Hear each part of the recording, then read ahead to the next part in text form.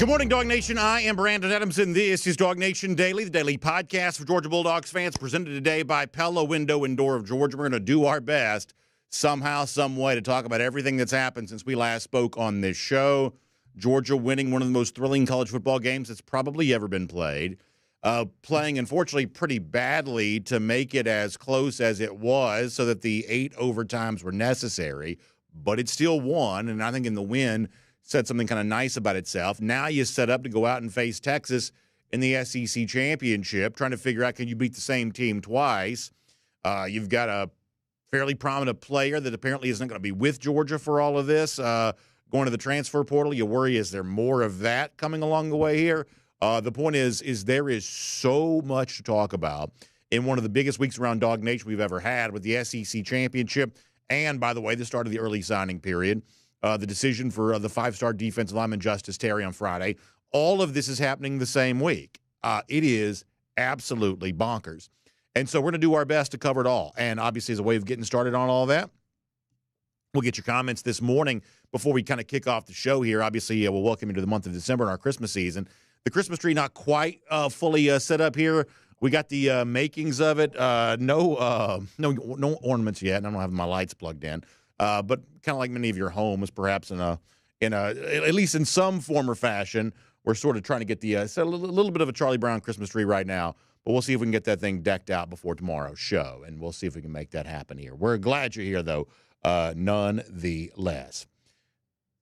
Matt Rucavina, he's checking in. Obviously, a big week for Matt here coming up. He's got one of those divided households, so that's a big deal for him. You love that. Johnny Prescott says, no tears shed for the nerds, no accolades for a nerd. The Dogs took it on the chin and delivered a knockout punch. He says, to hell with Tech. I mean, listen, we kind of know this is just the way the world is right now. It's very funny to watch this playing out.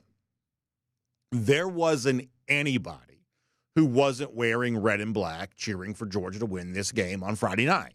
And it's one of those deals where the whole world's sort of watching because it's the Black Friday night game. It's part of the reason I think that, Georgia was sort of okay with the game, being on Friday. It's an extra day of rest for the SEC championship. It is also the extra attention a game like that might get. And Georgia's just sort of thought of as the bully. And so when Tech, to its credit, we're not liars. We're more than happy to say that Tech spent most of that game sort of pushing the bully around. People love that sort of thing. And they treat Tech as a conquering hero for playing the game close. And the Tech fans are obviously lapping all that up of, you just wait till next year and this, that, and the other. We'll worry about that when it gets here, I reckon. But if you're a Georgia fan, you just sort of had to make peace with the fact that the entire universe in this situation wants your team to lose. That's local media, that's national media, that's anything else in between.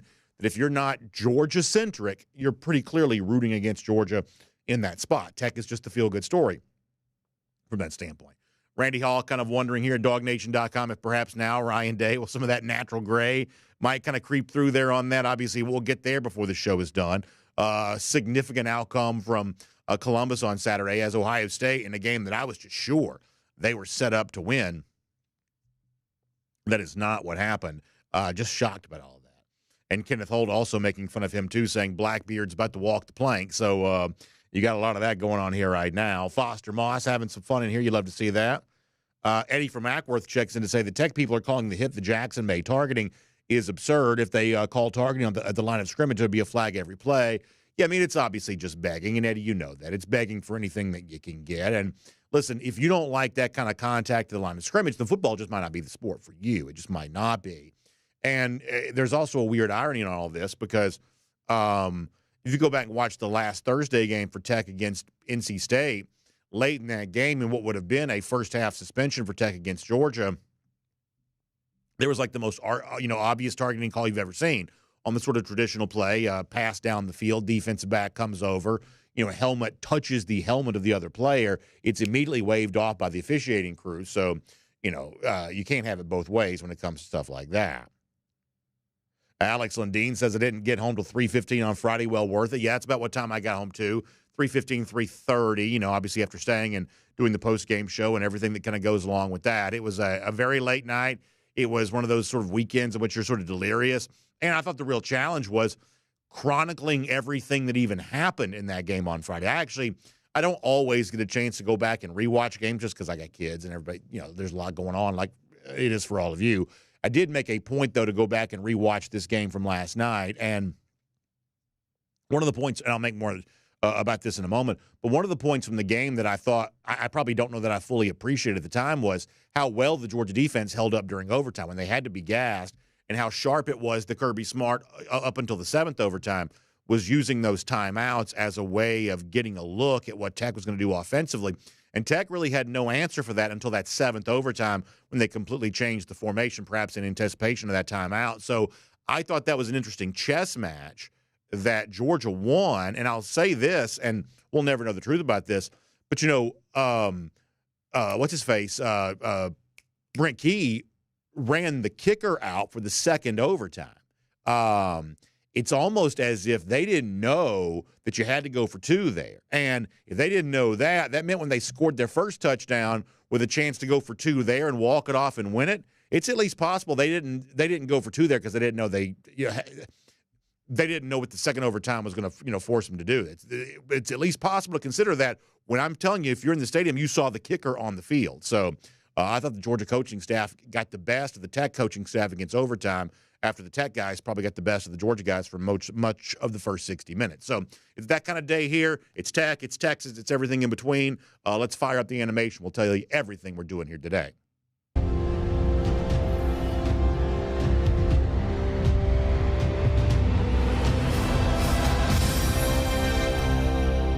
Good morning, everybody. It's I should say, let me try that again. We'll edit this part out. Good morning, Dog Nation. I am Brandon Adams, and this is DawgNation Daily, the daily podcast for Georgia Bulldogs fans, presented today by Pella Window and Door of Georgia. Happy you're with us here today for what's going to be a really fun show. Welcome to December. Not quite fully decked out on the Christmas tree as of yet, but we'll get there on that. More importantly today, though, we are jam-packed. Georgia won one of the most thrilling games many of us can ever remember, going back to last Friday night. Georgia gets ready for one of the most anticipated rematches in recent SEC history when he gets ready to take on Texas this upcoming Saturday. And after a crazy weekend, if Georgia can find a way to play well, the national championship is still out there for somebody to grab. Why not Georgia, we would say.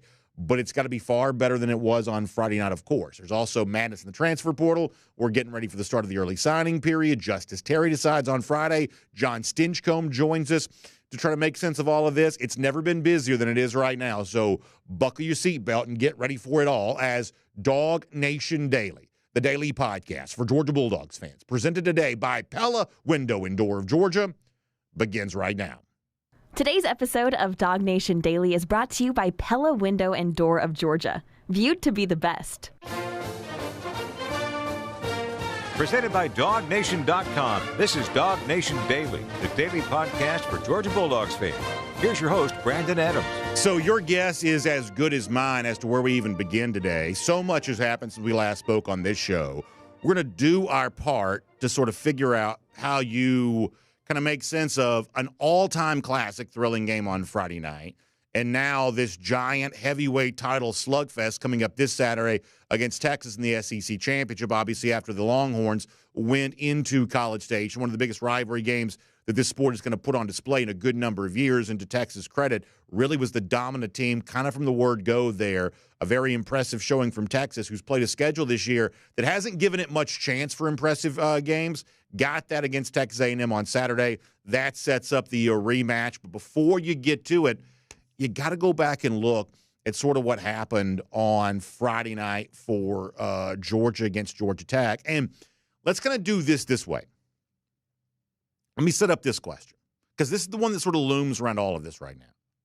For what Georgia wants to do on the other side of this game against, Georgia Tech and, beating Texas and maybe making a run in the playoff, the one question that sort of looms that I honestly don't think anybody really has an answer for is that how is it that a Georgia team that played so well defensively against Texas back in October, a much better team, by the way, than Georgia Tech is, that's objectively true, how is it that a team like that played so well there has just not been able to find that in really either of the last 2 weeks? I mean, I think most of us spent that first half on Friday night watching a situation in which, let's be frank here, Georgia was getting dominated by a Tech team that has now lost, 5 times on the season? And it was jarring. And when Georgia also wasn't scoring, mostly because of, I would say, a series of drops and things like that, I mean, you had a situation where Georgia's being shut out in the first half. This was as bad a half. And listen, there's obviously been some moments this year for Georgia that haven't been too good, but relative to the opponent you're playing, this was the worst half of them all. And one of the worst halves that Georgia has played in the Kirby Smart era, if not even predating Kirby Smart. This was as bad as it could be for the first 30 minutes, and the Georgia defense was just getting dominated.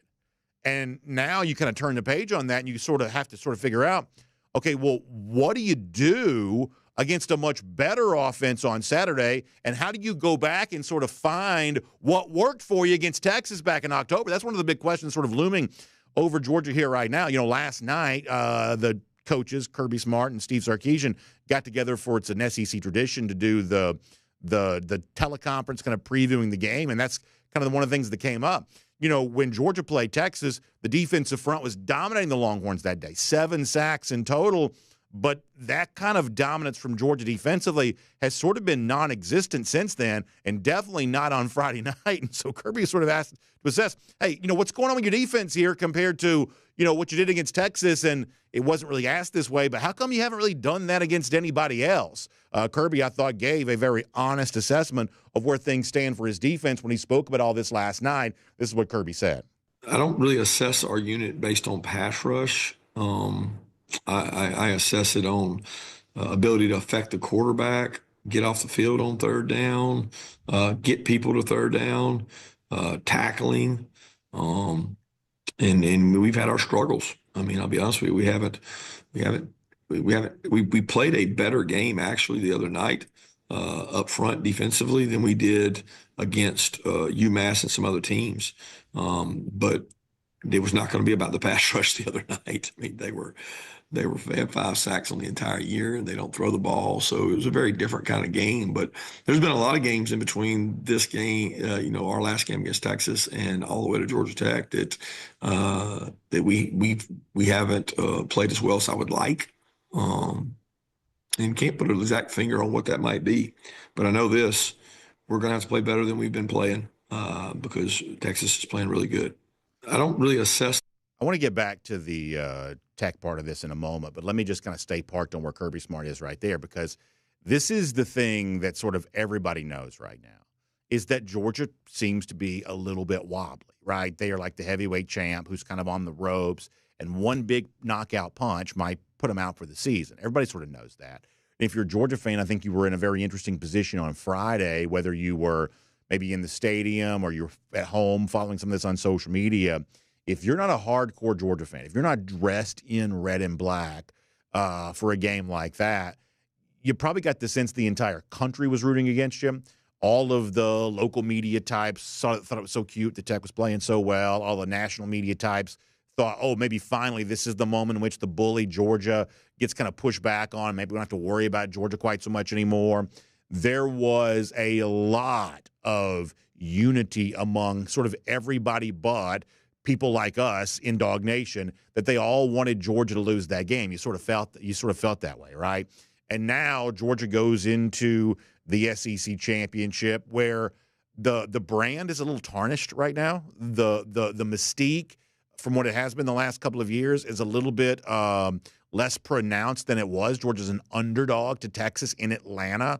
People are expecting Georgia to lose and perhaps expecting Georgia to kind of fully cement that after, a couple of losses and a game like the one against Tech where they could have lost and some of that kind of stuff, that this really is a team that's just below the national championship standard. Even if the overall level of play for college football is a little bit diminished compared to what it has been, that Georgia's even lower than that, and Georgia's just going to kind of prove itself to be not championship worthy at any point in time, and perhaps the Texas game is the example of that, where Texas comes in here and plays much better this time they did back in October, and maybe Georgia's relegated to one of these very low seeds in the playoff, and the deck is stacked against them, and eventually they'll just sort of sputter out of all of this. Maybe that's kind of, what this is, and that the Texas is now due to play a much better game offensively than it did the first time. Let's go back to Kirby Smart here. He did talk about that, about, what Texas does well offensively. Admittedly, since the game against Georgia, one of the things they've, for instance, been doing been running the ball a lot better. They seem to have found a rhythm, albeit against much lesser competition. They did not have that, not against UGA. Kirby did talk about, some of what he has seen from the Texas offense. It's really physical, and they're committed to the run. I think their backs are playing at an elite level. I think their front's playing at an elite level. They are a physical group. They got a great passer in their quarterback. They got great wideouts. They find ways. They're very creative in the pass game, the RPO game, the play action game. Tight ends playing probably one of the best in the country right now, and they do a tremendous job. But when you look at what the backs have done, they've been, off the charts in terms of that run game. Even the Oklahoma game before they played us, I thought the backs have been elite. So in that clip you just heard from Kirby Smart, he used the word elite 3 times to describe Texas. Let me tell you what you already know. After Friday night against Georgia Tech, and after a lot of what Georgia's put on display for most of the season, almost with the sole exclusion of the Texas game and perhaps bits and pieces of other games. But after what people have seen from Georgia this season, the natural assumption is, well, if Georgia really is about to play an elite team, then it's over. Because Georgia can't hang with an elite team because, in the eyes of many, Georgia's not an elite team. We sort of know that. Like, everybody was seemingly having a lot of fun with Friday night other than Georgia fans for almost that entire game, because it was the proof that some people have sort of desperately wanted to be true, that Georgia's just not elite anymore. And eventually that's going to be made obvious to everybody, including the most hardcore Georgia fans. That's sort of the narrative, the take that people have kind of in the holster, ready to just sort of spring it out when the moment it becomes safe to say, this just proves that Georgia's not elite and the championship picture this year just doesn't include Georgia. That's what some people are dying to say. And if what Kirby just said about the Texas offense, since its play, Georgia really turns out to be true, that this really is an elite unit, well, they'll obviously run all over Georgia because Georgia at a defensive level has not been playing very elite lately the last 2 weeks against lesser competition such as UMass and Georgia Tech, that it's just about to be all over. But just maybe, and hear me out on this for a moment, I want to give you an opinion that may shock some of you because you're not going to hear this anywhere else in the media that talks about all this kind of stuff at all. Perhaps there is a chance, perhaps there is a case to be made that Georgia beating Georgia Tech on Friday is actually a good thing. Because if you want to listen to national reporters or other talk show hosts or sort of people sort of outside the bubble of Dog Nation here, what's being spun is that somehow Georgia having to go to 8 overtimes with Georgia Tech was bad for UGA. And not only does that prove how bad Georgia is, it also proves how bad the SEC is by proxy. And all of this is just one of those years in which the rest of the country doesn't have to worry about the SEC because Georgia winning this game is sort of, or I should say, barely winning this game is somehow proof of all of that. Now, I think it's a little bit ironic that the only time we ever hear about the quality of an opponent that you beat is when it's Georgia beating a team like Georgia Tech, as opposed to like the Penn States, the Indianas, the Notre Dames, teams like that have spent most of this season scarfing up on much lesser competition. When those teams are doing that, somehow it's just good that they won. But when Georgia beats a lesser team like Georgia Tech, the likes of which the other teams I just mentioned are playing every single Saturday, somehow it's bad that Georgia won that close. Margin of victory never seems to be much of an issue for anybody else. But Georgia having a small margin of victory against Georgia Tech is somehow a condemnation of UGA in a way that it's not for anybody else. You can't help but notice that, but perhaps you've paid a little bit of attention to that too. So let me give you an opinion that sort of confounds the prevailing narrative here. That, yeah, Georgia probably did some bad things to get into overtime with Tech, got ran all over in the first half. I think that Kirby Smart, no matter what he says about his analytics, made an incredible blunder to go for 2 after the Georgia first touchdown. Otherwise, maybe Georgia could have won this game in regulation. I mean, there's a lot you can point out to that Georgia did wrong. But when Georgia got into that overtime, Georgia would not quit. I started our post-game show on Saturday by saying it this way. Georgia couldn't catch it. Georgia couldn't tackle.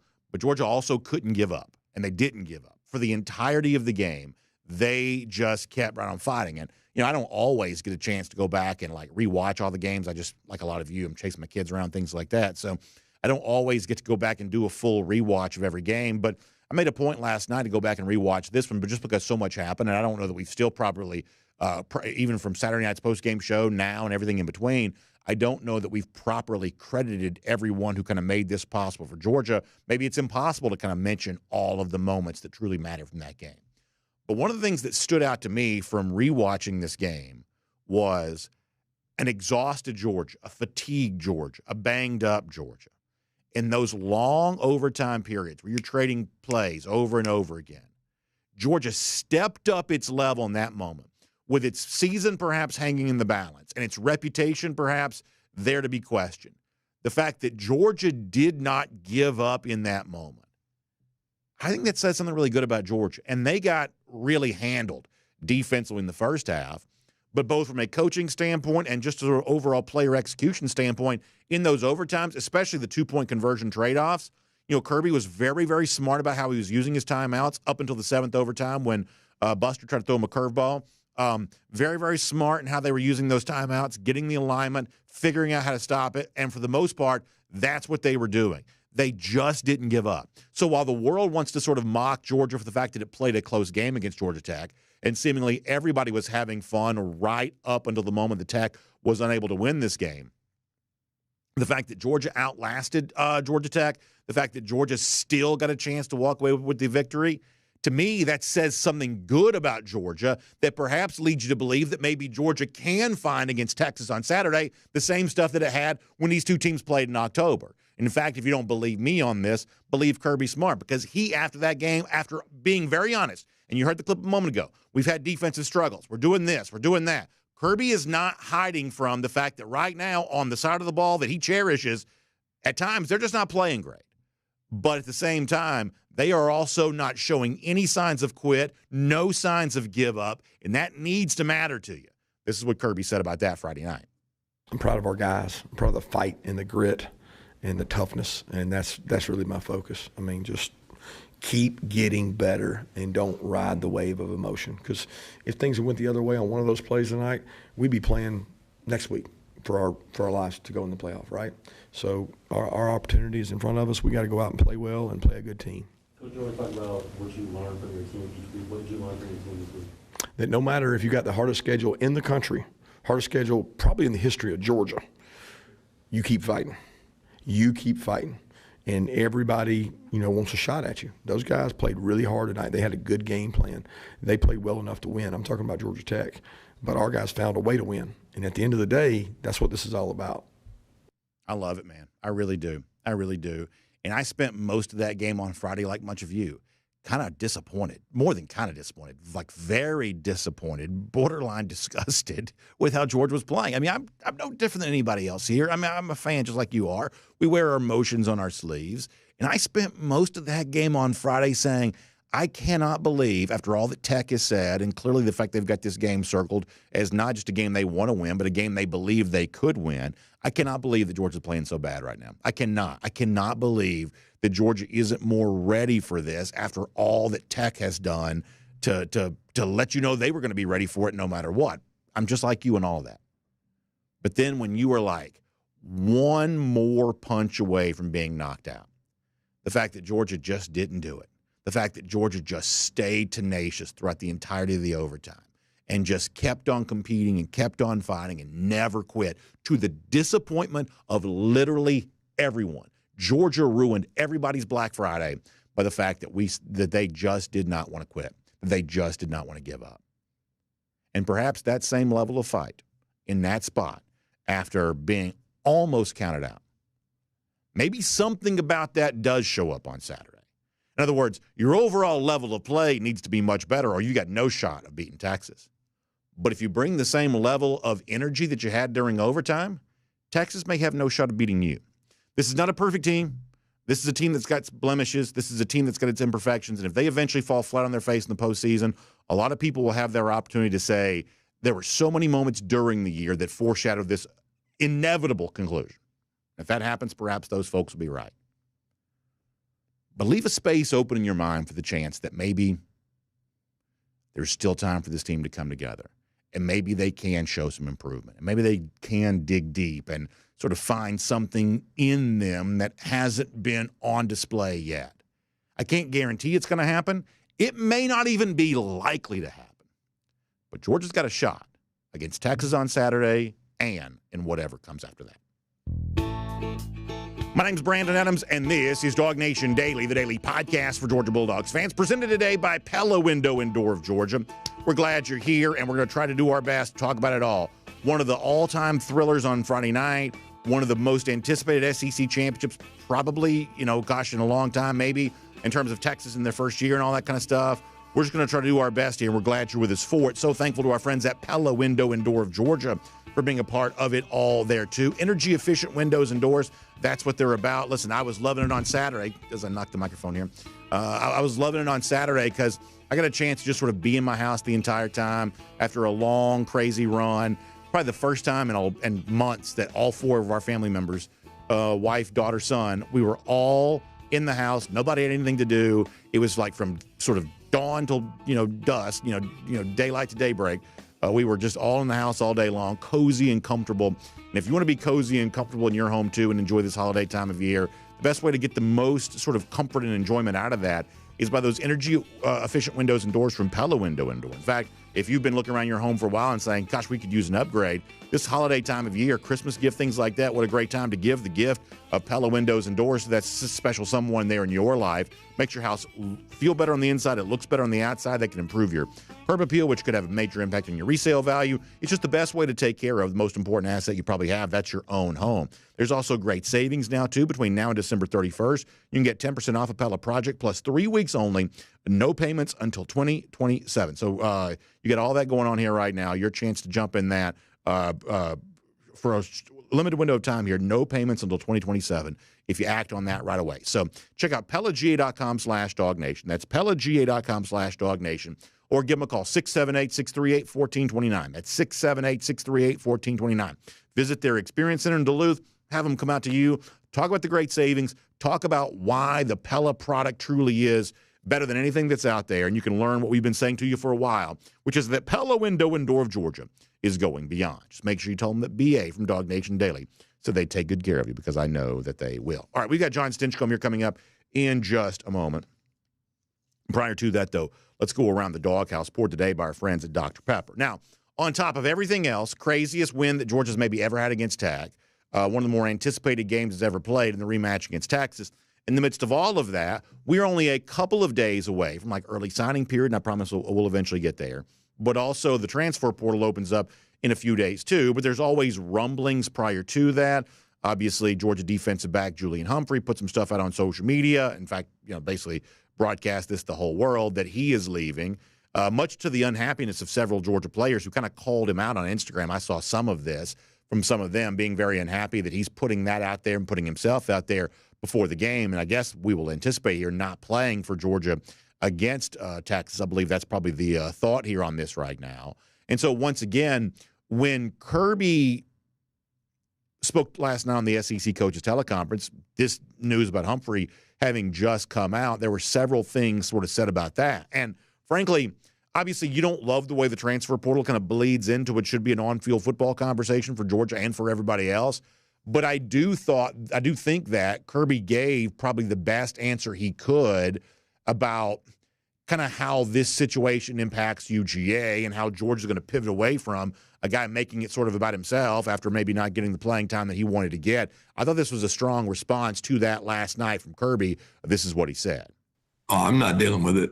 I mean, I'm worried about my team. I mean, I've learned in this thing that you worry about the players that are with you, not the ones that aren't, and you focus on the guys that are out there on that field playing it and trying to win games in 8 overtimes and that love the University of Georgia and want to compete and be part of it. And you don't really try to focus on the guys that aren't, because they'll be looking for the next stop. I mean, we got guys all over the place that aren't here now that wish they could come back. So it's a decision each kid has to make. Let me give you a reframe on this. There are some people who are going to say, and I understand the conventional wisdom on this, I really do, that, the fact that a guy like Humphrey's dropping this right before the week of prep begins for the SEC championship sort of speaks to lack of a unity on the Georgia team and maybe a disharmony and perhaps a distraction prior to a game in which we would say that Georgia has a lot to gain by winning. And once again, you sort of understand where conventional wisdom comes on that. But let me give you the reframing. If you've ever been in a locker room, I think you understand this. Or even, a team of folks you work with at your job.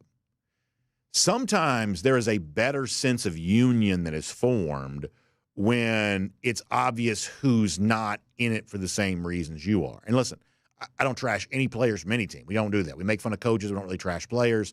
That's just kind of our tradition around here. I'm not going to trash Humphrey because I don't trash anybody. But if this is what Humphrey's about, then he's not about Georgia, and it's only smart for Georgia to not be about him. That's just a cold hard fact. That's not, belittling him or anything like that. It's just the fact of the matter. And so when you can identify someone who's kind of not in the group with you, not rowing the same direction you are, not kind of, part of the same, unity that you're a part of. Sometimes if you've been on a team, you understand this. That makes the bond that exists with those players all the better. And as I told you a couple of minutes ago, that some people want to make the close game for Georgia against Georgia Tech a bad thing, and based on how bad that Georgia played for most of that game, you can understand why they might. But there's also the sense of the fact that Georgia still found a way to win it. Think about, Alabama and some of its, struggles at times with Auburn in games in which Auburn was supposedly overmatched, and then Alabama would go on to win the SEC championship. And unfortunately, a couple of those games came at the expense of Georgia. That maybe there's a reframe available for the fact that, hey, Georgia beat Tech. Those guys learned to rely on each other. Maybe they build on that. And a guy like Humphrey sort of checks in on the team right before the SEC championship. Maybe the guys that look around say, okay, well, if you're still here, you want to be a part of this thing. And if you're still here, we're more bound together than we've ever been before. Maybe Humphrey's departure could actually end up being a good thing, because maybe it shines a light on some of the players who really do deserve to get more attention, what they're giving to Georgia right now. And the contrast between a guy like Humphrey, who kind of makes a decision for himself, going into business for himself, the contrast between a guy like Humphrey and a guy like Dan Jackson, who gave it all to Georgia on Friday night. The great hit that forces the fumble, had a sack in the overtime. This was a guy who was playing like a madman. And maybe in the absence of a guy like Humphrey, there's more attention to the guys who are so devoted to Georgia, they're giving it all to UGA without really questioning very much but what they get back for themselves in return. And that special component of a player personality is maybe what a championship team can still be built on. In fact, after the game on Friday, Kirby Smart talked more about what makes a guy like Jackson special. And maybe stories like these are the ones that can actually propel Georgia here. This is Kirby again from Friday night. Man, to think that guy came to Georgia on his own without us even recruiting and to make the plays he's made, that hit fumble will be one for the ages, because he wasn't just hitting a normal dude. That guy's a competitor. And a lot of respect for Dan. He didn't even have to come back this year. I mean, he debated whether he was going to play football again this year. And I think about where we'd be without him. Just a lot of respect for him and his leadership. And really, all these kids that want to go and transfer and change and do all this. You look at a guy like Dan Jackson. He is what college football is all about, guys. He's not asking for more money. He's not trying to go somewhere else. The guy just loves Georgia. As I told you a moment ago, I can't guarantee that Georgia's going to win another football game this season. They're not favored to beat Texas. They may not be favored to beat whoever they're playing in the playoff. There's a chance that the last win that Georgia got this season, they got on Friday night. That is entirely possible. Entirely possible. But I think I like the group of guys that Georgia's about to go to battle with. And if you've subtracted one off that list, then that may even be better. I like guys like Dan Jackson. I like him a lot, and how could you not? I like other guys. I saw where I think it was Nitro Tuckle that was showing some support to Daniel Harris on social media. Obviously, he's a guy that's earned a lot of faith and trust for his teammates. I like this group here. I do. And they haven't played perfect, but it's also a year in which maybe nobody's played perfect, that maybe playing perfect isn't the recipe. Maybe it's fighting the longest and fighting the hardest and being so unwilling to give up. Maybe that's what matters in a year like this more than anything else.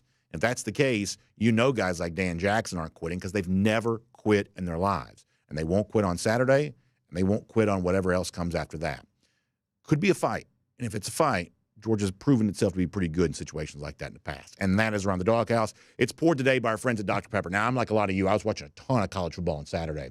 I got to tell you, that Dr. Pepper Fansville commercial with the Aflac duck is one of the funniest things that I've seen, Dr. Pepper in these Fansville commercials really good at sort of making fun of themselves and obviously making fun of the sort of prevailing narratives that exist around college football. I think they do a great job with that. Dr. Pepper and college football are as connected as anything. And obviously this week, the SEC Championship, that's especially true. Dr. Pepper's just a major part of the SEC Championship. I look forward to it every year because you get those Dr. Pepper cans and the fountains. It's all just flowing. It tastes so good.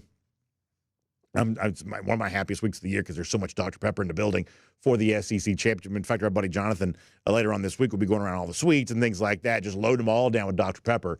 That's just kind of a fun thing to think about. So we're happy to have Dr. Pepper as part of Around the Doghouse for us here today at your local Kroger, wherever you're doing your shopping. Stock up. If you want to be like me and enjoying that great tasting, delicious flavor of Dr. Pepper all throughout the SEC Championship, whether it's strawberries and cream or zero sugar or the Diet Dr. Pepper or the regular Dr. Pepper, whatever else, get stocked up here this week to be ready for the big one coming up on Saturday. Great to have Dr. Pepper as a part of Around the Doghouse for us here today. All right, so there's a lot to do. Obviously, before we're done, we'll talk more about the Georgia fans who maybe made a decision on Friday night they'll regret for a long time. We'll get there. Crazy weekend, including the upset of Michigan over Ohio State. We'll cover all of that. But for now, on everything going on with Georgia after beating Tech and getting ready for Texas, a great day to have Jon Stinchcomb in the program. Let's talk to him right now. DawgNation Daily, presented by Pella Window and Door of Georgia.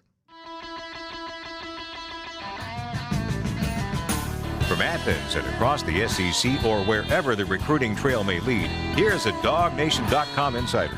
Let's bring in Jon Stinchcomb here. Always appreciate his perspective. Good-looking Christmas tree behind him. His is more decorated than mine is on our set here today. We'll get there eventually. We're not quite there yet. The elves haven't quite finished that one off yet, but they'll get that knocked out for us here eventually. Jon, we have so much to talk about. I want to hear from you on Friday, looking ahead to Saturday. Let me just ask you about this, though, because it is also something that's popped up here.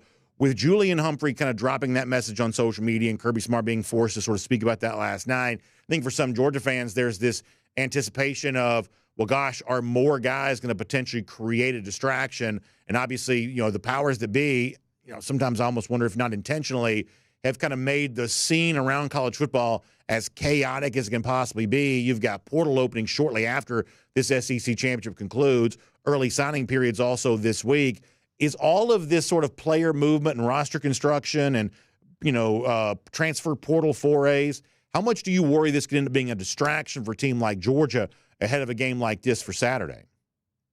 It can be a distraction for every team. I think there is so much in flux right now with college football. You look at the changes in the college football playoff format, but also it doesn't correspond with anything else. It doesn't correspond with the transfer portal. It doesn't correspond with semesters, and we're still considering these young people student athletes.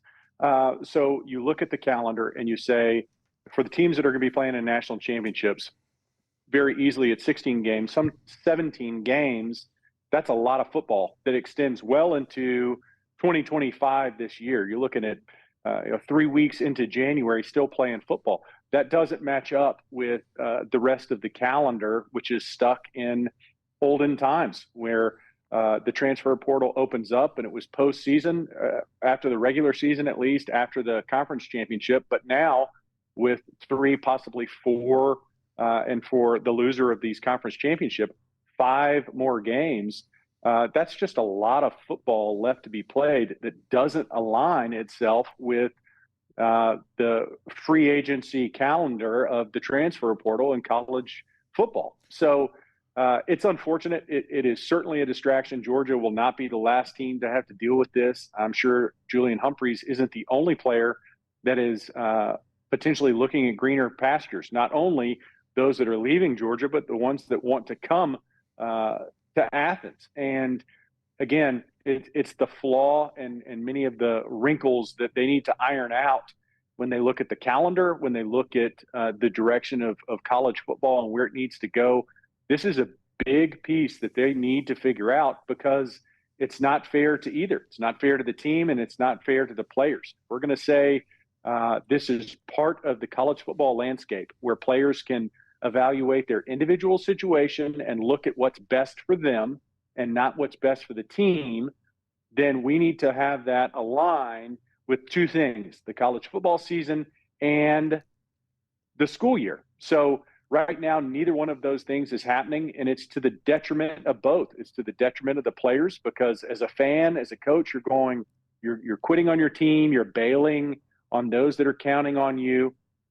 And as a player, you're going, I only have a few small windows to look at my situation and try to do what's right for me, given the parameters that exist. And it's just not fair to either.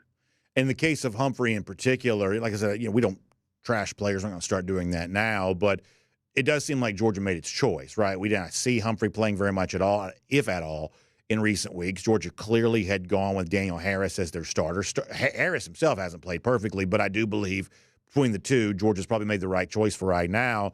You would assume that maybe leaves Ellis Robinson now as the primary backup. And just to put it bluntly, I mean, this was one of the highest rated recruits in like the history of these recruiting services. It's clearly a guy that Georgia prioritized at the highest possible level in the 2024 class. And if he's not ready by almost the end of his freshman season to be your primary backup as a cornerback, then the coaching staff has done something wrong, right? I mean, it's like this guy's got the most raw talent, we're told, of any defensive back in recent history. If you can't trust him to be your primary backup in the role that Humphrey would be in, then Georgia's got nobody else to blame but themselves if that were true. I'm assuming that Robinson's probably ready to go. So, maybe this loss of Humphrey, while you don't love to see something like this come out right before a game, maybe Georgia's just sort of set up well to absorb this. At least you would hope they would be. Well, you would certainly hope. Defensive back is not a position group that you want to see anybody walk out the door. I'd much rather have a stable full of guys that you can just kind of choose from. And usually that's not the case for any program.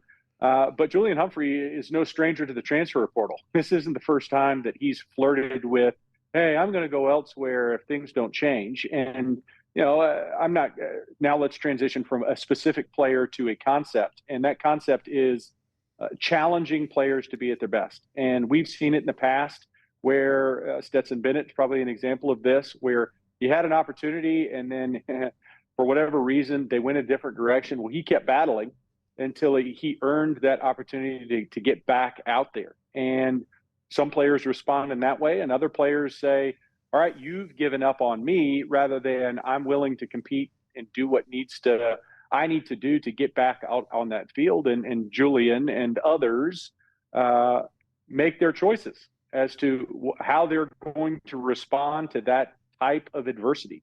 Now, flipping the page a little bit to what you brought up for Ellis.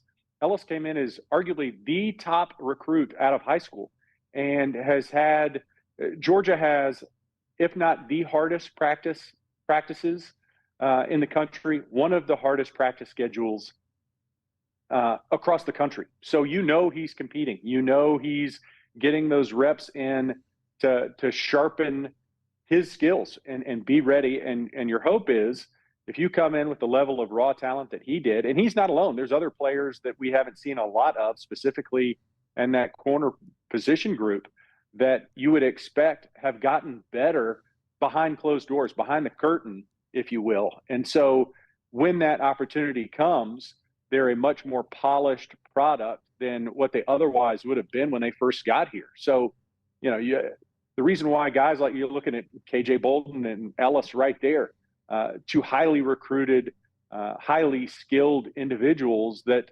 throughout this season, we've probably seen more of KJ, but you would expect both of them to have gotten better just because of the competition of the practices that Georgia conducts. I think what happened Friday was an amazing thing to watch. I do think it's a little bit difficult to talk about because there is just so much that occurred, so many moments from a game like that. And I think the feeling of the Georgia fans watching it's very, very different than the feeling of almost anybody else. We've kind of half kidded about this, that unless you were like you and me and like sort of diehard Georgia people, almost everybody was rooting for Georgia to lose in that game. And Georgia, I think, disappointed a lot of people when it found a way to win. For Georgia fans, there's this thought of, well, gosh, the fact that the game was even this close says something not all that complimentary about UGA. Yet I still come back to, I'm very glad that Georgia did win it. And perhaps there is a thought here, the fact that Georgia did not tap out late when they had every opportunity to, the fact that they just found a way to outlast this thing and get the win. Maybe Georgia can build off that. And obviously that's wishful thinking. I don't even mind acknowledging that. This is clearly wishful thinking on my part, but is there a chance this game, closer than it was supposed to be against the hated in-state rival, in which Georgia had to do a lot of things wrong for that to all occur. Is there a chance this becomes a rallying point for UGA in a way that nothing else has been thus far this year? Well, I think what Kirby has told all of us is this team is resilient. What we saw against Alabama is, they came out on the wrong foot and still rallied. They still took the lead late in the fourth quarter against a top 15 team in hostile territory. And then again on Friday night, where if you're king of the mountain, you're going to take everyone's best punch. And Georgia Tech is a gritty, a really well put together program. I think Brent Key has done a phenomenal job of building an identity in that program to come out and put Georgia to the test on a Friday night in a short week for Georgia. But the way that program is built and the way that game played out, it made for a really big challenge for Georgia to face. And they were able to rally and answer late. I mean, it took 8 overtimes. What an unbelievable game. I appreciate the number of Georgia Tech fans that are concerned about our player safety, because I'm certain they're not thinking that weaponizing a penalty, which is what could be the argument made for a targeting call. They're really more concerned for Dan Jackson's health, I'm certain. Because otherwise, again, I'm about to get on my soapbox for a minute. Targeting call could be made however many times a game, 4, 5, 6, depending on how you interpret the rules. That's the last thing we want in college football. The reason why they put that penalty in place was to protect players. The only player that potentially could be at risk there is Dan Jackson for using the crown of his helmet. Every short yardage play, every goal line play, I can't tell you the number of plays. You go back 2 or 3 plays on that Georgia touchdown with the safety coming across from Georgia Tech, that could be targeting. But that doesn't get the attention because it doesn't fit the storyline of an upset fan base. I get it. I understand it. I have friends that are Tech fans that were up in arms over it. But that's the last thing we want in college football is the weaponization of a penalty. Well, if it's going to be about player safety, that's where it needs to stay. I think you're right. And here's the other thing that comes up here, and I don't think Tech fans realize this because they're not a relevant program. They don't play in very many interesting games. Georgia obviously plays in a lot of those and has had the good fortune of winning many of those. What the Tech fans don't realize because they don't have the experience with this is that every team that Georgia beats always makes excuses for the loss. Like, to hear the opposing side tell it, Georgia doesn't deserve credit for anything. I mean, this is not even the most whining we've seen from a Georgia opponent this year as it relates to officiating. The Tennessee fans still take the gold medal for that. And by the way, they were also complaining about the rain in 2022. We've heard about, the hit on Marvin Harrison against Ohio State. I guess Georgia just plays too rough for some of these teams' taste. Alabama's still talking about injured wide receivers. To hear the opposing side say it, Georgia has never won a game legitimately at all. Of the, 30 whatever games in a row they won, or, the long stretch they've been on since kind of the start of the 2021 season, none of those wins were legitimate. So, Tech fans have to get in line with the whiny bunch of folks that Georgia's already beaten if they want to have their grievance heard on this. And I can tell you right now, you can write a letter to the suggestion box if you want, but Georgia fans themselves, they don't want to hear it. They just don't want to. No, and I think you look at, for our side of things, you look at the Texas game and how that played out. If you want to be up in arms over something that's egregious, that could certainly be a point that you circle. Now, with that said, BA, full confession, I was involved in a Chip Towers article where we referenced back to the 1999 overturned or called fumble against Jasper Sanks. So there are certain calls that stick in your craw a little bit, but only because they're grossly egregious. But you're right. Georgia has earned the opportunity to play in multiple big games. And for opponents, that's not always the case, Tech included. So for them to feel like they had a great opportunity, and they did, and still end up losing, that's a tough pill to swallow. It's much easier to palate when you say, well, it wasn't our fault. It's a third party that wronged us in our loss. So good news for Georgia. We won it. We move on, and now you look at this conference championship game against a hungry Texas team that I'm sure is looking for a couple things, and that one being a little redemption after the Dawgs coming to Austin, putting on the performance that they did. So I look forward to a really spirited battle in a conference championship, which, there's still a heck of a lot of football left to be played for both those teams, no matter the outcome on Saturday. But certainly we're hoping for another Bulldog victory. So let me ask you about that. By the way, shout out for having a real tree. I love Christmas tree. I'm sorry, I'm the most ADD person in the world. But the fact that I just noticed you have a real tree, which I think is a really cool thing. So shout out to you for having a real tree. And obviously I want to be respectful of your time. Let me squeeze in one more since you're talking about the SEC championship here.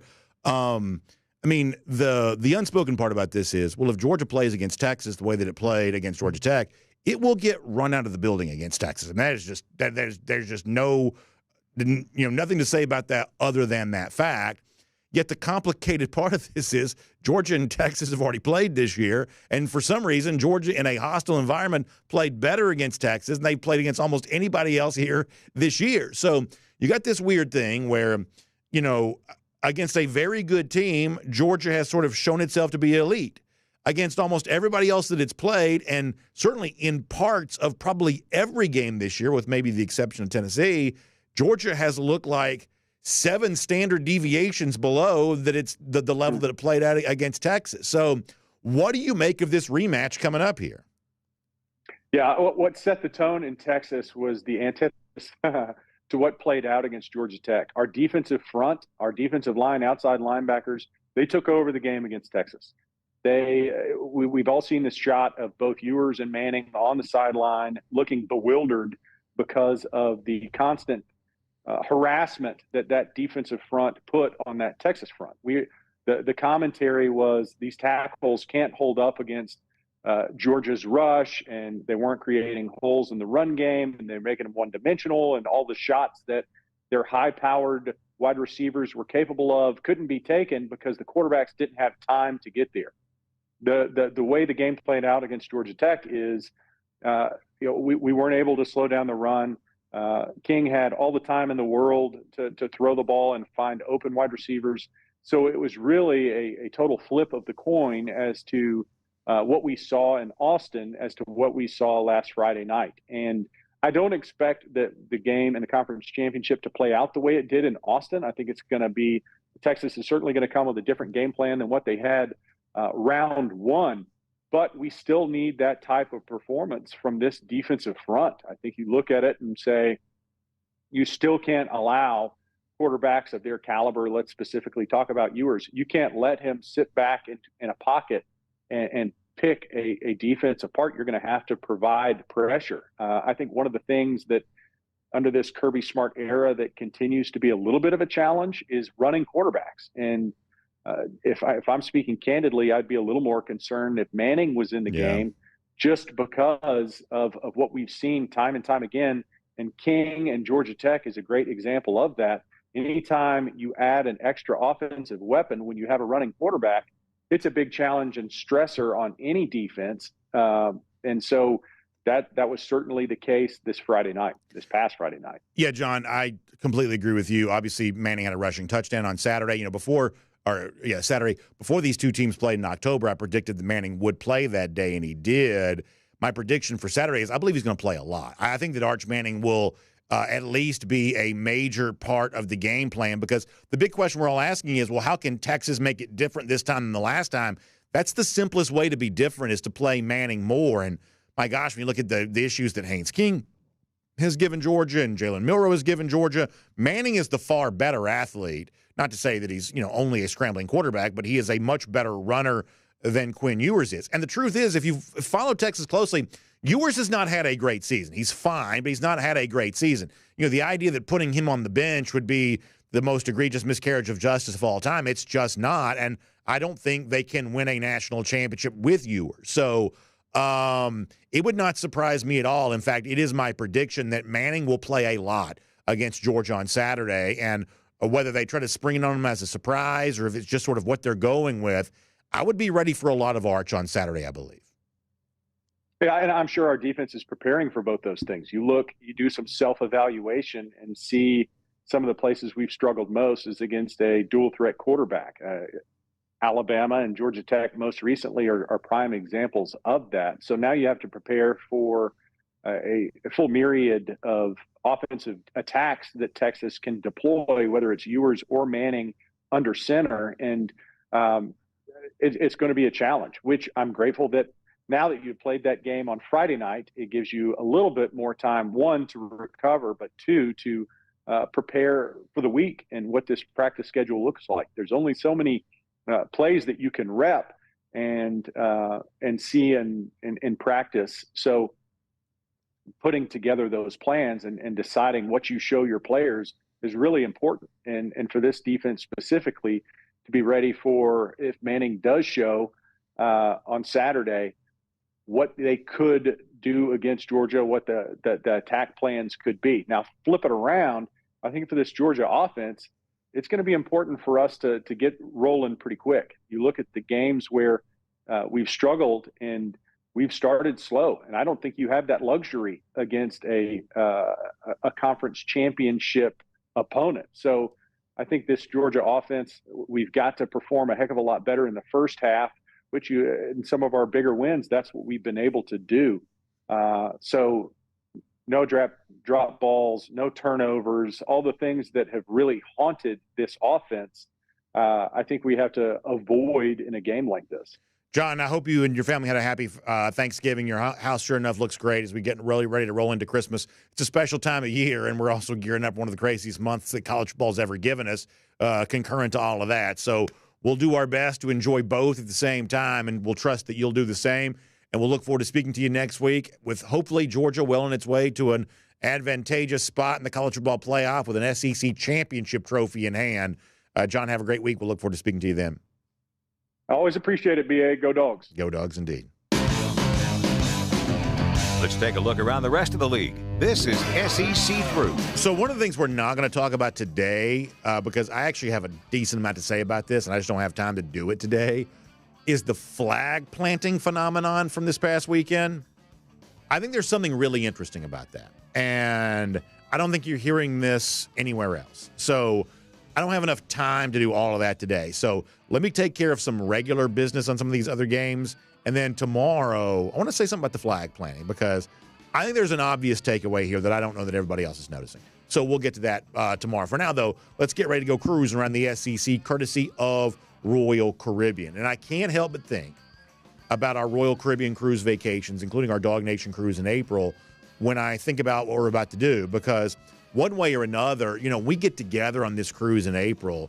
You're sitting around, and sometimes it's like the official events that you have, but it's also kind of the unofficial stuff where you're just sitting around the bar at the pool or you're just hanging out late one night. I don't stay up real late in my regular life, but when I'm on a Royal Caribbean cruise vacation, I tend to soak up the nightlife and stay out as late as I can just because I don't get a chance to do that very much just during the regular course of the year. And so you're hanging out late and you're talking about some great memories. Like the stuff we'll be talking about from that Georgia Tech game and where you were and how you experienced that.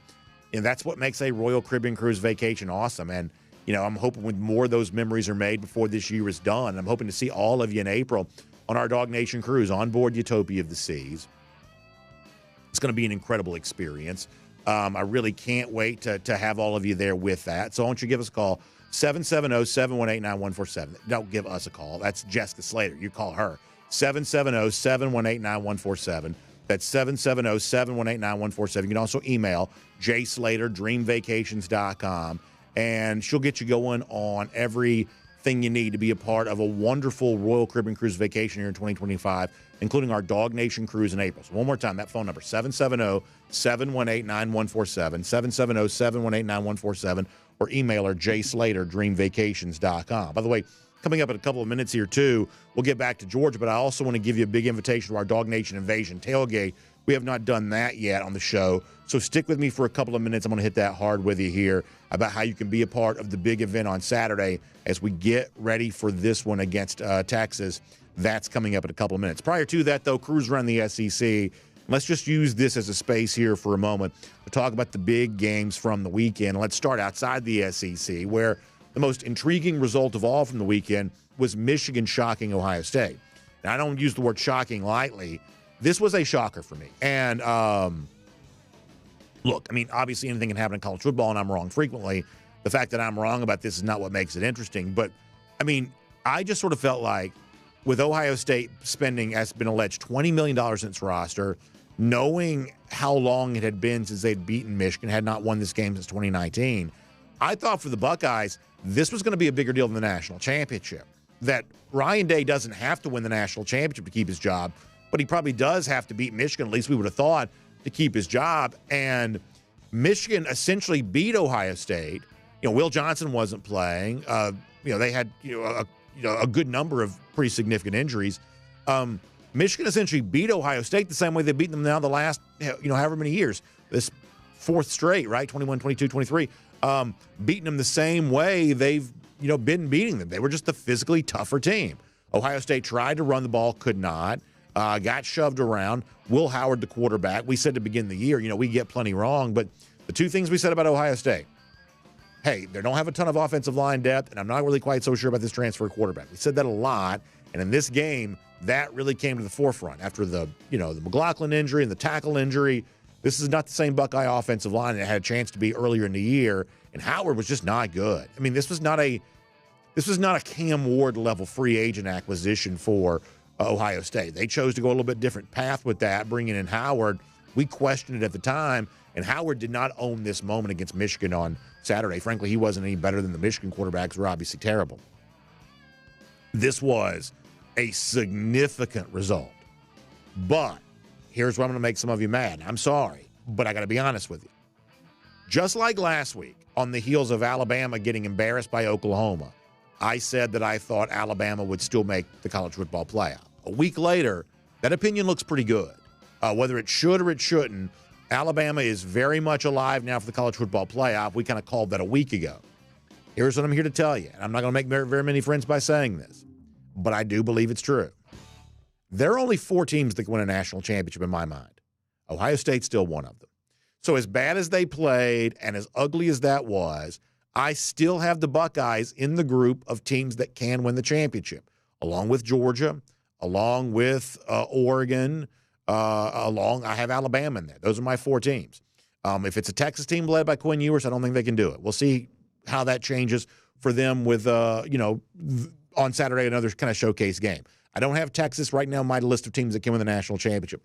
I think 4 teams can. I think Bama, I think Georgia, I think Oregon, and I still think Ohio State. That for as bad as this was, they're still going to be in the playoff. Their path to get there is now much tougher. You would say they probably won't win. But right now, I believe you'll say every team in the country that could win probably won't win. No one is sort of an odds-on favorite here, not even the undefeated Oregon. So this was terrible for Ohio State. It may cost Ryan Day his job.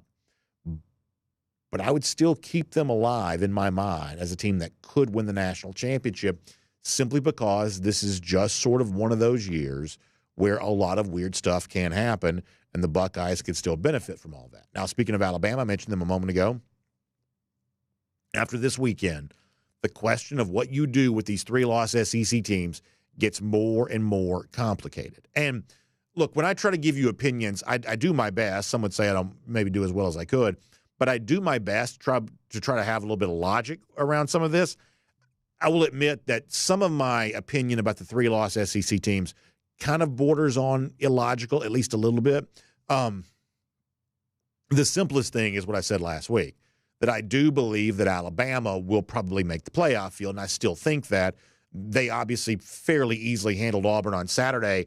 That may be the validation point they need to get in there, especially after Ole Miss. And Lane Kiffin, I know, has kind of been on social media sort of arguing the case for his Rebels team. This is after the loss to Florida, in which he essentially tapped out in the playoff.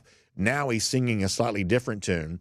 The question you would ask is, well, how come Alabama would get the nod over Ole Miss? I think one of the reasons is that I thought that Alabama played far better against an Auburn team on Saturday than Ole Miss did against Mississippi State. And all 3 of the Ole Miss losses are to unranked teams. Now, they both beat South Carolina. Ole Miss beat South Carolina convincingly in its own stadium. That's a pretty big win. But I sort of think that Alabama is probably ahead of Ole Miss. And this is where the illogical part of this comes in. I do think after beating Clemson on Saturday, there's a chance that South Carolina is now ahead of Ole Miss too. I do. And I think there is a faint hope. I don't probably have the facts on my side, but I still sort of think this may be directionally accurate. I think there's a faint hope that South Carolina could still be alive for a playoff bid if South Carolina wins the ACC. I'm sorry, if Clemson wins the ACC. If Clemson wins the ACC, the fact that South Carolina just beat them, that might be enough to kind of diminish the head-to-head wins that both Bama and Ole Miss have over South Carolina. And you could make a case that, well, 2 weeks ago, Alabama's getting embarrassed by Oklahoma. South Carolina's been the hottest team in the SEC for going on like 6-7 weeks. They just beat the ACC champ in their own stadium. That we're going to take them as the 3-loss team out of the SEC. I think there is some case to be made for that. Ultimately, that still probably falls flat. It's probably Alabama that gets that nod. But I think there's at least some argument for South Carolina that could eventually supersede their head-to-head losses against both Ole Miss and Alabama, but it's probably not likely. I believe it's Alabama of those 3-loss SEC teams that probably gets the benefit of the doubt and probably gets into the college football playoff. And people say, well, what about SMU? Unless SMU makes and wins unless they win the ACC championship, they're not making the playoff. I just don't think so. I don't think we're seeing 2 ACC teams make this playoff. I don't think we should. It's going to be 4 SEC teams. The fourth of those teams to go in is going to have 3 losses. I believe there'll be at least one 3-loss team from the SEC that makes the playoff. I believe the fourth of those teams is likely to be Alabama, but I think there's at least some argument here for South Carolina. We'll see what goes down with that. By the way, speaking of upsets in the ACC, Miami went down at the hands of Syracuse. Another big win for Fran Brown here, who's really become kind of a personality in his first year on the job there with the Orange. Kind of shouted out Kirby Smart in his post-game remarks and gave a shout-out to Dabo Swinney because he helped Clemson now get to the ACC title game. It's interesting how quickly the star for Brown seems to be rising. This is a very popular guy with Georgia fans, and across college football, they seem to be liking the job that he's doing too here. So when you think about up-and-coming coaches in college football, all of a sudden Fran Brown goes from, hey, look at this position coach who got a Power 4 head coaching job, to all of a sudden Brown kind of looking like one of the coaches on the rise here right now and crediting Kirby Smart along the way with a really big win like that. So kind of a cool thing for Fran Brown in that particular moment. I'll also mention this here really quickly. I don't think what Tennessee did on Saturday should be lost sight of. I mean, everybody's always on guard for these like crazy upsets in rivalry week. Georgia almost gave you one against Georgia Tech, but Tennessee didn't do that at all. This is a Vanderbilt team that's pretty good, and they'd already beaten Alabama and almost beaten Texas in their own stadium. So the fact that Tennessee goes in there and wins that game by a couple of touchdowns, I think Nico probably played better than he has for most of the season. That, to me, says a pretty good bit about Tennessee here. This is a team that's easily going to make the playoff. They're going to probably host a home playoff game. And I do think, despite the road loss to Georgia, Tennessee probably goes into this playoff with a little bit of momentum.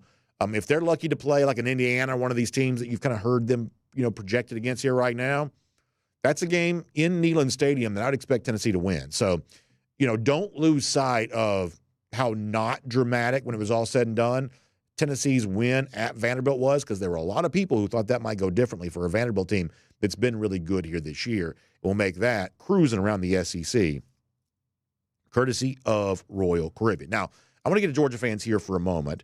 Let me also give you a couple shouts out here before we get there. Let me start with this. As we told you, this Saturday, DawgNation Invasion is back in Atlanta. Our Road to Atlanta tailgate. We know it starts there. It could end there for the national championship game, and we want you to be a part of it. This is powered once again by our friends at Atlanta Sports Trips. We've gotten great feedback on these events here this year, and the next big one goes down on Saturday. We want to see you there. DawgNation.com/tailgate for more on that. Just steps away from Mercedes-Benz Stadium. While supplies last, you get one of these Road to Atlanta T-shirts. You're part of the all-inclusive tailgate with the food and the beverage and everything else. It's going to be an awesome day in Atlanta. We want you there for that. DawgNation.com/tailgate. Please get in there while supplies last. Be a part of this great tailgate experience. You're going to hear me talk about that a lot this week. We want to see you there. This is a DawgNation tradition. We're lucky enough to cover a team and be a part of a fan base that gets to be in the SEC championship seemingly every single year. And these big tailgates before the game is a big part of all of that for us. We cannot wait to see you there for our Dog Nation Invasion coming up on Saturday. And by the way, if you're from out of town planning on coming in for the game, not you Texas people, you're on your own. Actually, you're welcome to do this too, I reckon. Either way, though, I want you to think about our friends at Discover Dunwoody. Discover Dunwoody, in all seriousness, no matter where you're coming from for the game here this weekend. If you want a great place to stay that's conveniently located between a couple of MARTA stations, that means it's an easy shot into downtown for the game. But when the game is over, you can get out of the hustle and bustle and come to kind of a family-friendly, comfortable environment like the Dunwoody area. Enjoy like 300 restaurants. There's a couple hundred shopping experiences. There are like 2,100 hotel rooms. You're kind of, in a spot where there's a lot of hotel selection, which means the prices are good. The restaurant options are awesome. I can attest to that because we're eating around here all the time. The shopping experiences are can't miss. You want to get ready for a great Christmas and all that kind of fun stuff. Dunwoody's a great place for that this weekend in particular ahead of the SEC Championship. So check out discoverdunwoody.com for more on that. Discoverdunwoody.com for more on that today. All right, let's talk for a moment. Now, I'm going to be super blowhardy for a second. I apologize. But I want to be honest about something. It's been really, really interesting to watch the response from Georgia fans, some of them anyway. Some of the stuff I've seen on social media, they have been very honest about the fact that they really regret leaving the stadium early on Friday night. I've seen a lot of social media stuff on that. A lot of good-natured Georgia fans who are like, hey, I admit it, I left early. I feel terrible about it, and on and on and on it goes. And so I think that it was noticeable enough because it was on the TV broadcast. Everybody's talking about it on social media. And, in fact, I was looking at some people for a while there on Friday. I think it was Kaylee I was sitting beside. I said to her that it's been at least like 10 years since anybody has left Sanford Stadium early with the thought that Georgia's just not going to win this game, right? Because when they lost in 2019, the game against South Carolina went down to the wire. The 2016 games, the Tennessee game was a Hail Mary. Vanderbilt was sort of like the last play, right? I mean, this idea that gosh, I'm watching a home game at Georgia and they've got no chance to win. I mean, it's been like Alabama game 2015 probably since anybody felt that way when it comes to Georgia. That was a jarring thing to see, and it was noticeable. You saw the stream of fans leaving. It wasn't like, it's like 10% of the stadium. It's not, I don't want to make it more than it was, but it was enough to be noticeable, and you saw those empty pockets in the stadium where people once were. And so, it's one of those deals where, man, those fans, I mean, based on some of what I'm hearing, it's true, have to live with that regret forever. And I want you to know something. It's like, I'm not going to jump all over you. Some people are going to be like, you're out of the fan base or whatever like that. Honestly, like, I'm not going to do that. I'm really not. I mean, based on what I'm hearing, the people who left early and missed that win, they're already kind of blaming themselves for doing that. They don't need me to come down harder on them. They're perhaps coming down on themselves. Like, the only things I'll say is that not only was this not like the greatest comeback in college football history or even the greatest comeback in Georgia football history. Think about like the, Peach Bowl against Ohio State, the Rose Bowl against Oklahoma, all these crazy games. This wasn't even necessarily the greatest comeback for Georgia against Georgia Tech. Like, they were down 17-0 in 2014, came back and won that game. Like, no, that was 2015 too, right? Or 2013, whatever year it was. One of these years. They were down 17-0 against Georgia Tech. That was the Hudson Mason game, right? Came in and led Georgia to a victory. This wasn't even like some crazy comeback for Georgia against Georgia Tech. Weird stuff happens in college football all the time. The idea that Georgia's down by a couple of touchdowns, therefore can't win. I mean, watch the other games around the sport. Dumb stuff happens everywhere, constantly. It's not unique to Georgia or anything like that. But here's where like the blowhardy part of this comes in. And if you want to tune this out, you're more than welcome to, because honestly, I probably, tune myself out sometimes.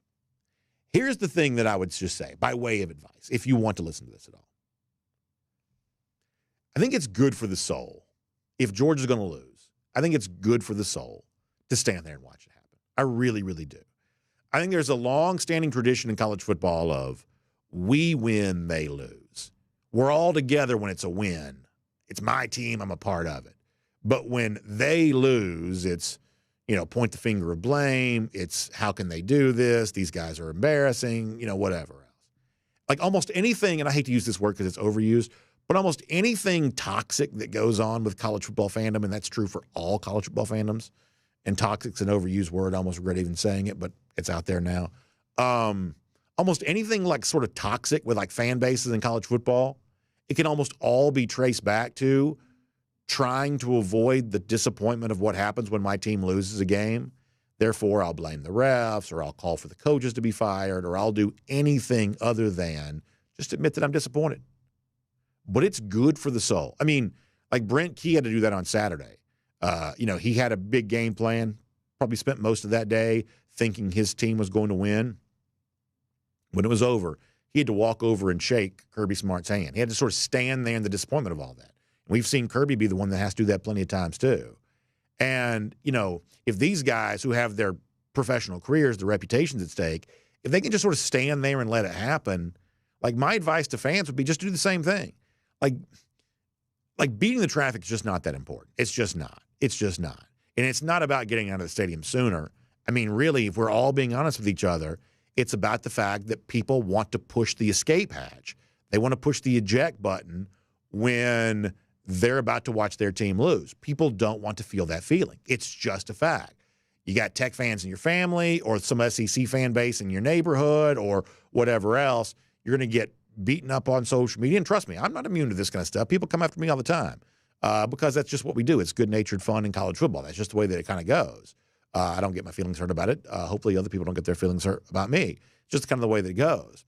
But you don't want to be on the receiving end of all of that, so you want to escape the moment. And escaping the moment means that you took yourself out of one of the all-time great comebacks. And I'm not going to beat you up for it, but I really do think the way to make sure that doesn't happen again is just to be okay. I mean, look, there is a very good chance, statistically speaking, a probable chance that Georgia has a horrible loss. Not horrible in terms of getting blown out, but horrible in terms of painful. A very painful loss at some point in time before the calendar, exits the month of January, right? Could happen this Saturday, could happen in the playoff, and whenever it does, it's gonna be a gut punch, right? Don't avoid that pain. Just feel it. Just stand there and feel it. If you're lucky enough to be at the game, tickets are expensive. Stay for the full 60 minutes. Eat the loss. Take it, move on.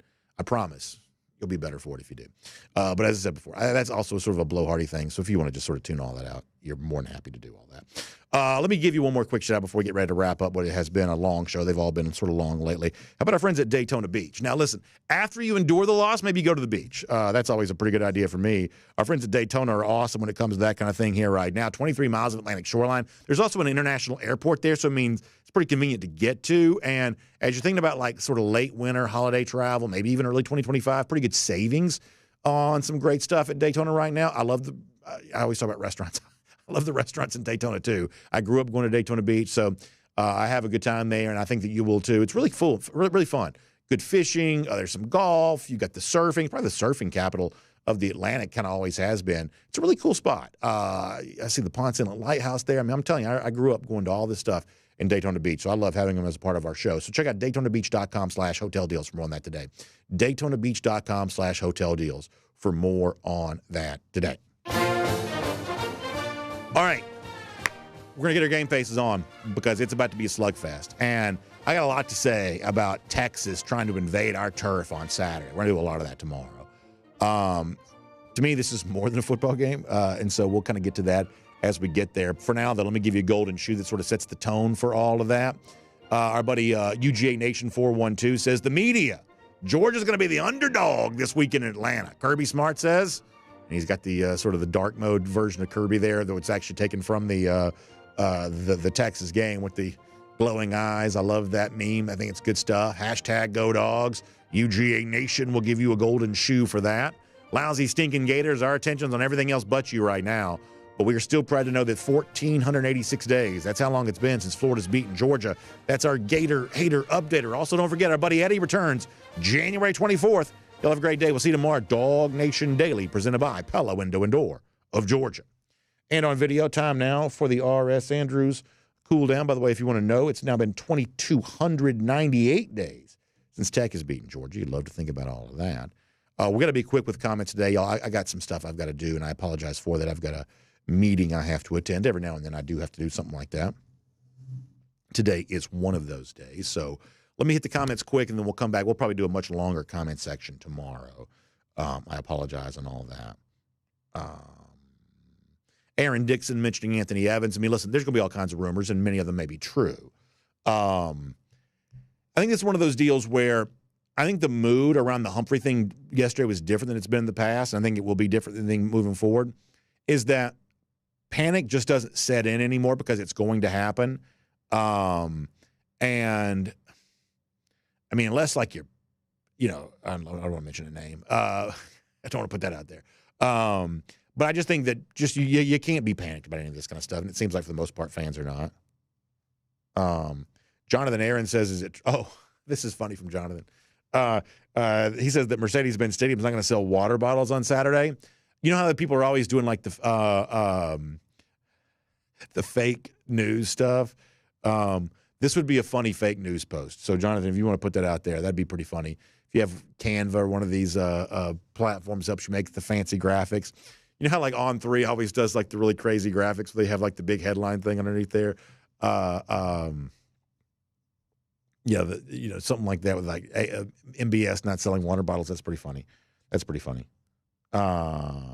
Spencer Clark on Brent Key, the Tech coach. Yeah, I mean, listen, they really thought they were going to win this game. And for a while, it seemed like they might.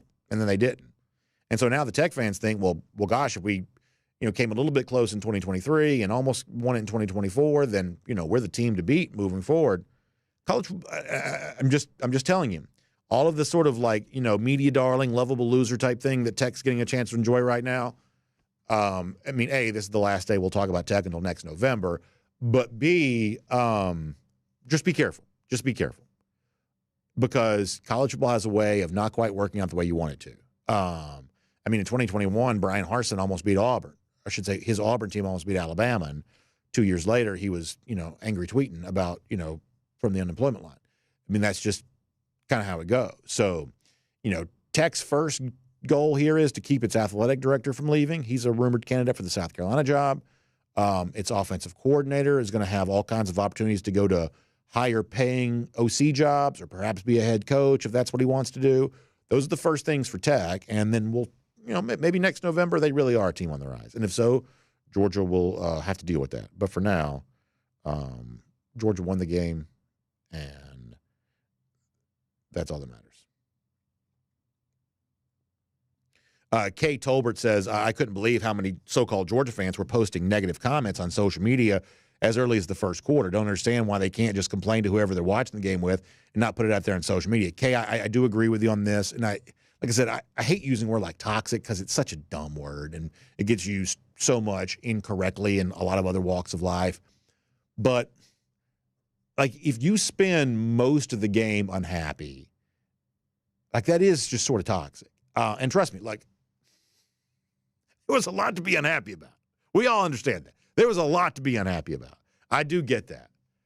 But as I said before the Tennessee game, all of the people who think that Georgia's terrible, they may be right. This Georgia offense may fall flat. Georgia defense may not be tough enough. All this stuff may be right.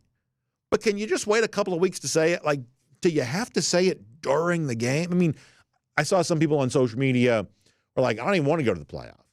Like, how could you not want to go to the playoff? Or I don't even think Georgia's a playoff team. Georgia may not be the best team in the country, but is there an objective case to be made by anybody they're not one of the 12 best teams in the country? I mean, to me, it's just people have a hard time processing their disappointment. They just do. And I don't, like I said, I'm not going to be a blowhard. I'm not going to be Dr. Phil. But I'm just telling you, somebody who sits in my chair and sees all of this across multiple platforms pretty much all the time. Like, y'all kind of check in, check out, depending on what your schedule is. I live in this world all the time. This is what I do for a living. I live in this world. And you notice a lot of patterns when you live in the world of what Georgia fans are saying. And Georgia fans aren't any different than anybody else. They're just the only ones we care about. Most of the craziness, and some of it is truly crazy, and I'm sorry, but some of it really is. Most of the craziness is about people not knowing how to process disappointment. It just is. Like, if Georgia lost against Tech on Saturday, that would have been devastating. Devastating. But firing all the coaches and trashing the players and the whatever, it doesn't make it any less devastating. It just gives you an emotion to displace your disappointment with, but it doesn't make it any less devastating. And you're more than happy just not listening to any of that. Kevin Wood says Georgia wins 23-17. I'll take it. I'll take it 3-2. I'll take it 23-17. I'll take it 55-49.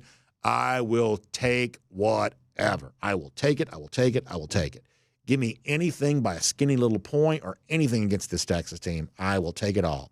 Because if you can just get me to December 8th, that's the date, right? If you can get me to December 8th with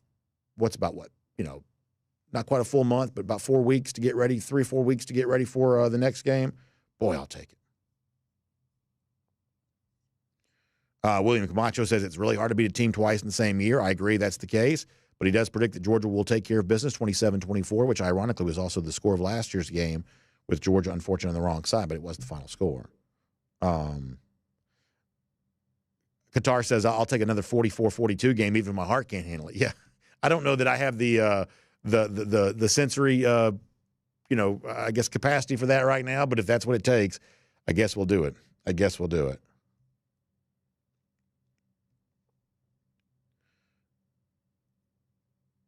Allison Whitaker's got a very funny line about, when your husband's a Tech alum and the sort of, the ride that you go on there on that, little Princess Bride comparison, that's really funny, Allison.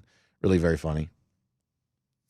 Garrison Tucker says Texas is easily the most annoying team in college football. They got the easiest ride to the SEC. A&M's not even that good. I do feel that way, man. I do. I do. These people think they've done something because they're like, we conquered the SEC in 1 year. Like, that makes me so mad. Like,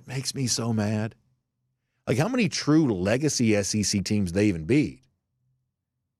One of the SEC wins they got was Oklahoma. As far as I'm concerned, that doesn't count. They beat Arkansas. That's like a Southwest Conference rematch. That barely counts.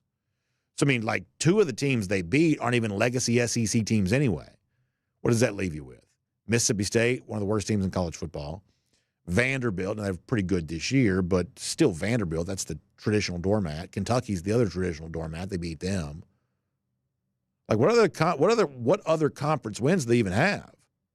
Lost to Georgia. That's an SEC legacy member. How'd that go in your own building that day? Now, the problem is, you say all that, I'm not even sure Georgia's going to win this Saturday. So I do not want Georgia to lose in its state. As far as I'm concerned, Atlanta's our town. I do not want to lose in our town to this bunch. I do not, but I can't guarantee you. I mean, you got to bring your best. JT comparing the Texas fan annoyance to the Tennessee fan annoyance. I think it's two different things. I really do. And this is one of those deals where not everybody agrees with this, but I just got to tell you, like, as annoying as like Tennessee fans are and as obnoxious as Alabama fans are and whatever, I do feel a certain kinship with what I think of as like legacy SEC teams. That the whole like SEC pride thing is not about a conference. It's about a geographic region. And if you don't understand that or you don't want to talk about that, I think you're missing the point of all of this. On Saturday, it snowed in Missouri. That's not SEC.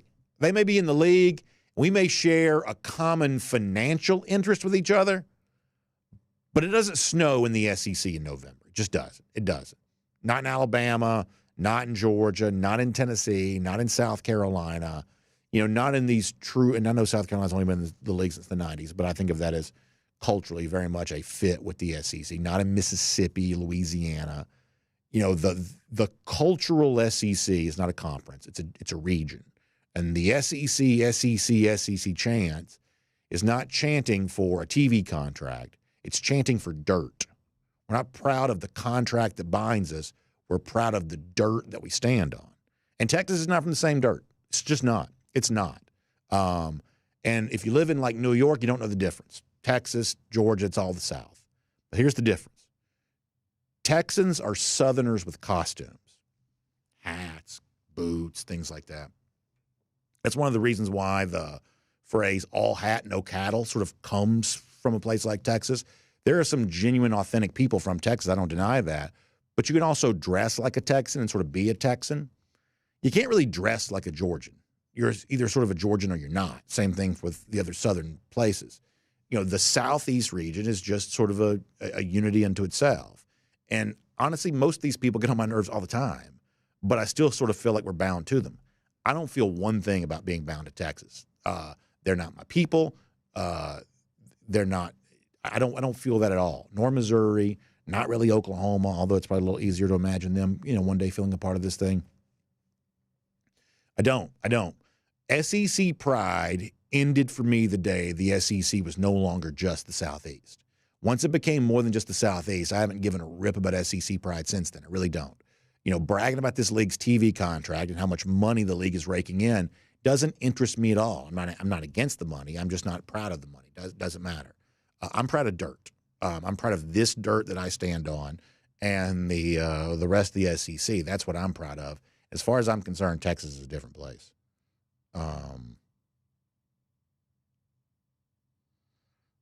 Let's see what else. Let me go to DawgNation.com for a minute.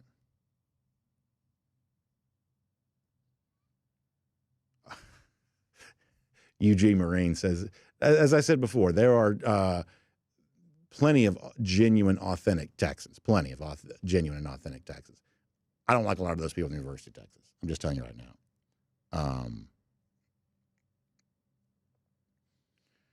DT, on the subject of nefarious backroom corporate media deals, listen, there's plenty of that going on.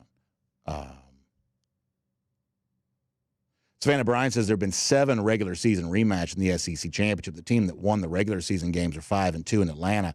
I saw that stat. That's actually a little bit better than I expected to be because historically, both in the NFL where you have a good number of rematches, college basketball, different sport, of course, where you have a lot of rematches, oftentimes these rematches don't really favor. In the NFL, for instance, it seems like, playoff rematch from a regular season game, the losing team wins a pretty good bit, whereas it's a division rematch in the playoff. The same team won the first 2. They almost always win the third because they're just probably the better team. But you definitely have, a lot of rematches. The point here is I saw that number. It's actually a bit better in favor of the winning team than I realized. By the way, speaking of our buddy Matt Rukavini, he says Gabby, that's his wife, who's a big Texas fan. He says that she and I don't think we can share a room this Saturday. He says, talk about temporary separation. Yeah, there you go. I think that's really funny. I had a chance to meet Gabby when we were out there in Austin earlier. A great person, great family, and a little bit of a house divided here this weekend.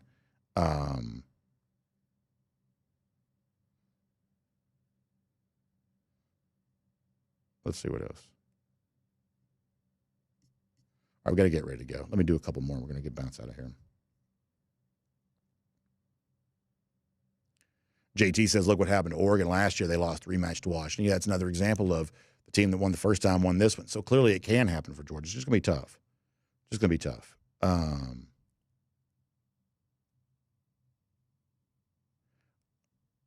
Let's see what else. KC, thank you for the kind words. I appreciate that.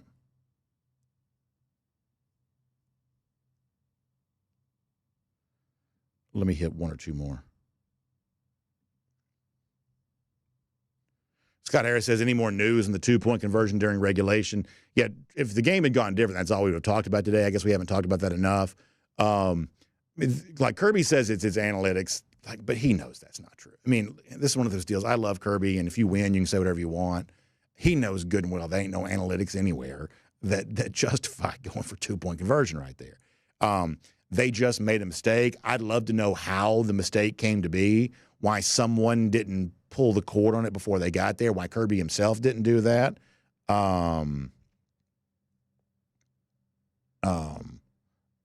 So a lot of interesting comments in here. But he knows that wasn't the right thing to do. He knows that wasn't the right thing to do. And by the way, if you don't do that, you probably don't have to go to overtime. And he did admit that much of it. But that was not the right thing to do right there. Randy Hall says, why not a event on Wednesday? We'll be live on video. We got so much going on, Randy. We have a great event on Saturday. Love to do it. Probably just don't have the resources right now, but would love to do it. But we will be live on video at some point on Wednesday. All right, we got to get ready to go. Good folks in here. Appreciate all the comments. Really good stuff. Garrison Tucker, trust the Georgia seniors to win on Saturday. I like that. Stick D's and Caleb Downs. Yeah, I mean, listen, it'd be great to have Caleb Downs right now. And I don't know, maybe he looks at Georgia, what it's doing, and after Ohio State's loss, maybe he thinks differently about that. I don't know. Ronald Leach Shepard on Facebook says he thinks that Georgia's a better team. He wants to see him dog walk Texas on Saturday. I hope that's the case. Greg Childers on the decision to go for it and supposed to kicking a field goal.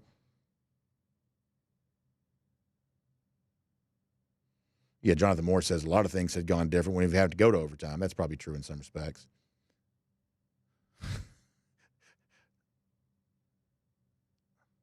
Mike Nash also a Texan. As I said before, listen, there are a lot of good people from Texas. Don't get me wrong on this.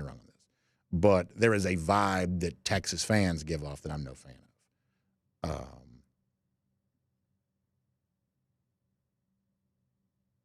But I get where you're coming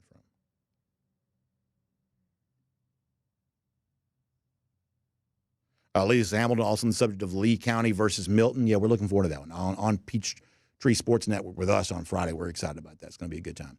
So y'all have a great day. Check out RS Andrews online, rsandrews.com, for your air conditioning, heating, plumbing, and electric needs. They show up on time. They do the work that's promised, the price is promised. That is what they are all about. Heating systems been cold and will be cold now for probably some time to come.